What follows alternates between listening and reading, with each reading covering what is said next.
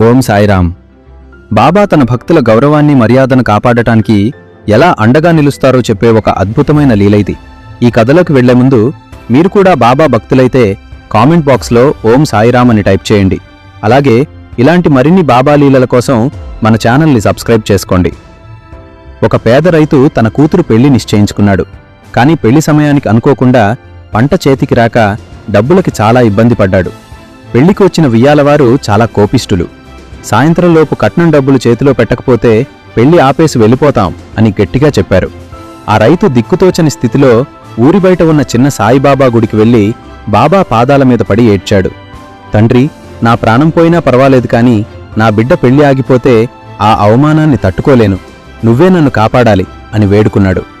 సరిగ్గా ముహూర్తానికి గంట ముందు ఒక వ్యక్తి తెల్లటి దుస్తులు ధరించి పెళ్లి మండపానికొచ్చాడు. ఆయన చేతిలో ఒక పాతకాలపు సంచి ఉంది. ఆ రైతు దగ్గరికి వెళ్లి, నాయనా, నీ తాతగారు నా దగ్గర కొంత డబ్బు దాచారు. ఆయన పోయేటప్పుడు నీ కూతురు పెళ్లికి ఈ డబ్బు ఇవ్వమని నాకు చెప్పారు. ఆ అప్పు తీర్చుకోవడానికొచ్చాను అని చెప్పి ఆ సంచిని రైతుకిచ్చాడు. ఆ సంచి తెరిచి చూస్తే అందులో పెళ్లికి సరిపడా డబ్బు, కొన్ని బంగారు నాణేలున్నాయి. ఆ రైతు ఆనందంతో ఆ వ్యక్తి కాళ్ళమీద పడబోయాడు. కాని ఆ వ్యక్తి అప్పటికే గుంపులో కలిసిపోయి మాయమైపోయాడు. ఆ డబ్బుతో పెళ్లి చాలా ఘనంగా జరిగింది. పెళ్లయిపోయిన తర్వాత ఆ రైతు తన తాతగారి స్నేహితుల గురించి అందర్నీ అడిగాడు. కాని తన తాతగారికి అలాంటి స్నేహితులు ఎవరూ లేరని, అసలు ఆ వ్యక్తిని ఊర్లో ఎవరూ ఎప్పుడూ చూడలేదని తెలిసింది. అప్పుడు ఆ రైతుకు అర్థమైంది, తన తాతగారి అప్పు అనే నెపంతో వచ్చి తన గౌరవాన్ని కాపాడింది సాక్షాత్తు ఆ షిరిడీ సాయినాథుడే అని.